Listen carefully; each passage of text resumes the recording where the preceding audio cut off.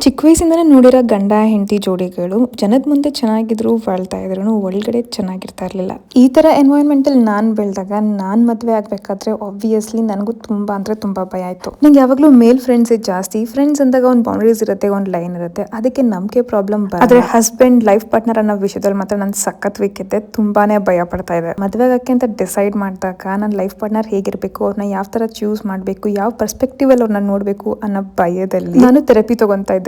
Comedy ಏನಂದ್ರೆ ಮದ್ವೆ ಅಂದ್ರೆ ಬ್ರಹ್ಮಗಂಟು ಅಂತಾರಲ್ಲ, ಆ ತರ ನಾನ್ ಈ ಕಡೆ ಥೆರಪಿ ತಗೊಂತಾ ಇದ್ದೆ. ನನ್ನ ಹಸ್ಬೆಂಡ್ ಕೂಡ ಅವ್ರ ಲೈಫ್ ಅಲ್ಲಿ ಇದ್ದಿದ್ ಕೆಲವು ಎಕ್ಸ್ಪೀರಿಯನ್ಸಸ್ ಇಂದ ಅವ್ರು ಕೂಡ ಮದ್ವೆ ವಿಷಯದಲ್ಲಿ ಥೆರಪಿ ತಗೊಂತಾ ಇದ್ರು. ಮದ್ವೆಗಿನ್ನ ಮುಂಚೆ ನಾವಿಬ್ರು ಎಷ್ಟೋ ವಿಷಯದಲ್ಲಿ ಸಿಮಿಲರ್ ಲೈಫ್ ಸ್ಟೈಲ್ ನಾವು ಬಾಳ್ತಾ ಇದ್ವಿ. ಅದನ್ನ ನಾನು ನೆಕ್ಸ್ಟ್ ಇನ್ಯಾವಾಗ್ಲಾದ್ರೂ ಹೇಳ್ತೀನಿ. ಇವತ್ತೊಂದು ಸಖತ್ ಲಾಂಗ್ ಡೇ ಇತ್ತು. ಮೆಂಟಲಿ ಫಿಸಿಕಲಿ ಎರಡು ಸ್ಟ್ರೈನ್ ಆಗಿದೆ. ಸೊ ನನ್ನ ಹಸ್ಬೆಂಡ್ ಗೊತ್ತು ನನ್ನ ಕಂಫರ್ಟ್ ಝೋನ್ ಏನಿದ್ರು ಊಟ ಅಂತ. ಈ ಕೆಫೆಲ್ ಒಂದ್ ವಿಷಯ ಆಯ್ತು. ಓನರ್ ಬಂದು ನಮ್ಮನ್ನ ರೆಕಗ್ನೈಸ್ ಮಾಡಿದ್ರು. ನೀವು ವ್ಲಾಗ್ಸ್ ಮಾಡ್ತೀರಾ ಅಲ್ವಾ ಅಂತ. ನಾವ್ ಹೋಗಿದ್ದು 9 ಗಂಟೆ ರಾತ್ರಿಲಿ. ಯಾವ್ದಾದ್ರು ಐಟಮ್ ನಿಮ್ಗೆ ಇಷ್ಟ ಆಗಿಲ್ಲ ಅಂದ್ರೆ ಹೇಳಿ, ಫೀಡ್ಬ್ಯಾಕ್ ಕೊಡಿ, ನಾವು ಚೇಂಜ್ ಮಾಡ್ತೀವಿ ಅಂತ ಹೇಳಿದ್ರು. ಬಟ್ ಹೋಲಾಟೆಡ್ಲಿ ಹೇಳ್ತೀನಿ, ನಿಮ್ ಮೂಡ್ ಕೆಟ್ಟಾಗ ಈ ಕೆಫೆಗೆ ಒಂದ್ಸತಿ ಬನ್ನಿ, ಫುಲ್ ಮೂಡ್ ಬೂಸ್ಟ್ ಆಗ್ಬಿಡುತ್ತೆ. ಕೆಫೆ ಡೀಟೇಲ್ಸ್ ನ ಕ್ಯಾಪ್ಷನ್ ಅಲ್ಲಿ ಶೇರ್ ಮಾಡಿದ್ದೀನಿ. ಈ ರೀಲ್ ನ ಸೇವ್ ಮಾಡ್ಕೊಳ್ಳಿ, ಹಾಗೆ ಫ್ರೆಂಡ್ಸ್ ಅಂಡ್ ಫ್ಯಾಮಿಲಿ ಜೊತೆ ಶೇರ್ ಮಾಡಿ. ನನ್ನ ಫಾಲೋ ಮಾಡೋದು ಮಾತ್ರ ಮರಿಬೇಡಿ.